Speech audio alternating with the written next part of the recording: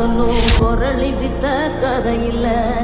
புள்ளைகளை பயங்காட்டும் பூச்சாண்டி கதையில்ல அண்ட புழுகன் அமைப்பு விடும் ஆவி கதையில்ல விக்ரமாதித்ய சொன்ன வேதாள கதையில்ல